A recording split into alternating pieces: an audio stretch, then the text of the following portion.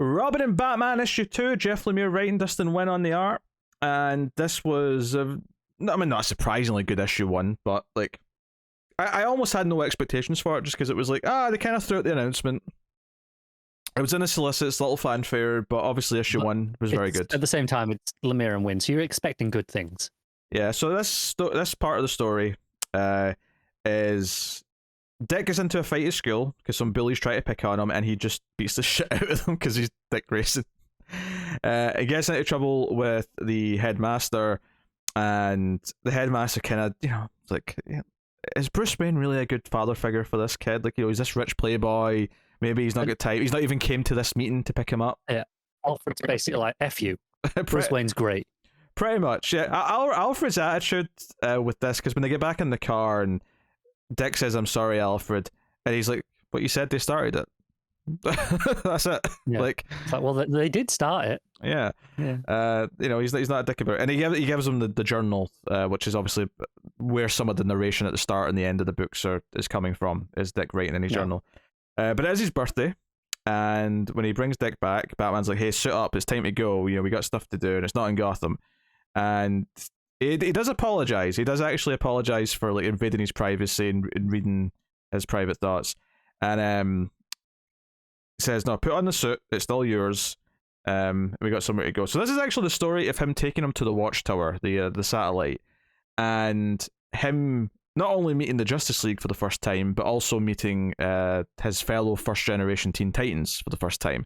And what's neat, because we actually got a story kind of like this. This was way back at the start of the show. There was that one issue of Justice League, which was actually still the old Justice League series, but Rebirth had already started.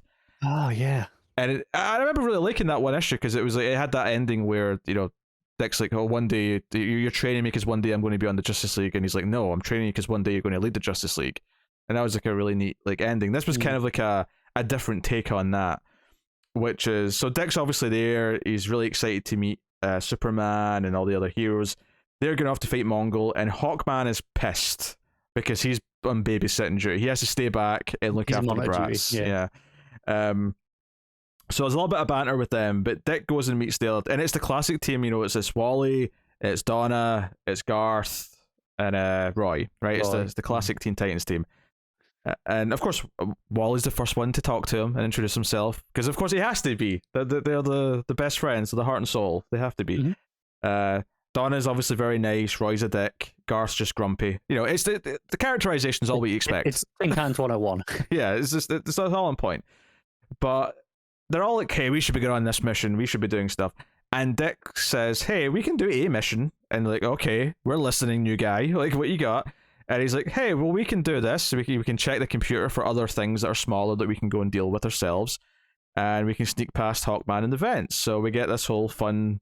I mean, I love how you see Hawkman sort of look up because he hears a noise briefly, and then just sort of, whatever. And just goes back to listen to his music. Yeah.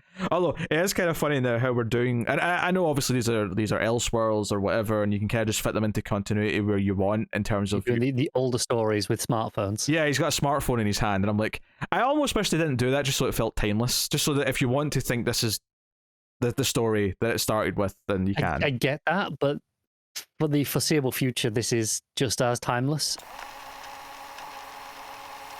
Anyway, so Teen Titans go and basically solve some crimes. There's a few 2-page spreads of them just dealing with various robberies and a giant robot, the Toyman. I actually really like that page, to be honest. Yeah. It's really neat. There's a pirate ship one with like King Shark and like I think that's Tweedledee and Tweedledum off to the side. And then they come back, they sneak past Hawkman just in time so they're not caught. And it's like, okay, so they've had this little misadventures together, a little bit of mischief, but they've been doing good. Which, by the way, World's Greatest Detective and like the Justice League, yeah, they're not going to notice it on the news the next day. "Oh, a team of young superheroes saved like the city with a giant robot." I assume Batman knows already. By the end of it, Batman already knows. Okay, Batman already does, but the rest of them, even the rest of them, don't have to be Batman to just on the news, a team of young superheroes fought a giant robot in the middle of Central City or wherever it is. They'll notice, but too late then. What can you do? It's already happened. Yeah. So Batman shows up and says, "Let's go." But Dick's successfully bonded with the team, which is very nice. And he's all excited to tell Alfred about meeting everyone. meeting the young heroes, and like Alfred's commending it, and then Batman's like, Robin, mission debrief, and then there's just this page of like 4. I mean, at first I thought this was he knew what had happened. He was like, right, I want you to tell me about your adventures. Like, what did you do? Yeah. Instead, it's actually a little bit more, even more Batman than that. It's basically, Robin, tell me the weaknesses of each of the Teen Titans.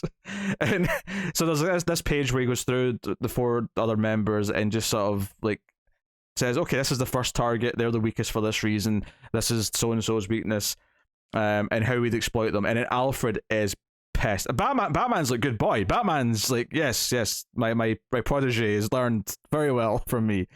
Very delightful. And this makes Alfred call him a bastard. Alfred's like, no, let him be a child. What you've made him do this.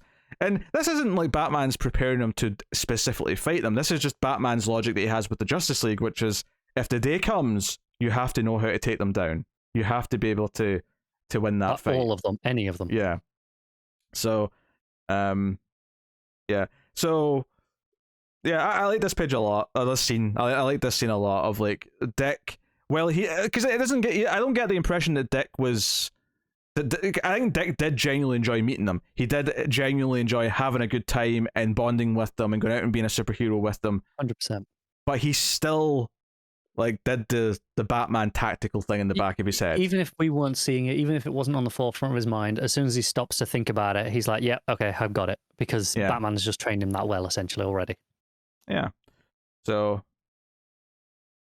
it's very good. Yeah. And proving why Alfred is the best.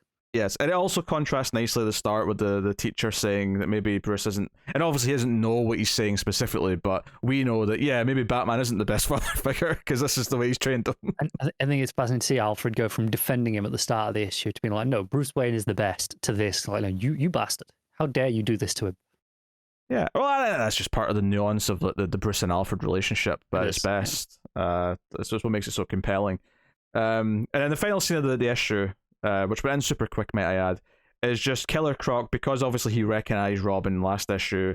He's got the calculator try to track down the young Grayson boy because he remembers his parents, and he doesn't have a home for him, but he does know which school he goes to. So the end of the issue is Croc waiting outside the school, and yeah, I'm super intrigued. Only one issue left of this, but I've loved both issues. So.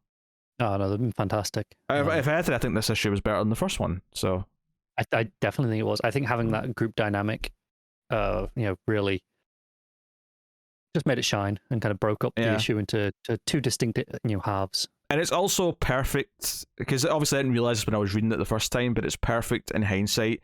Starting with him having trouble interacting with other kids at the school, but then he meets other kids that are like him.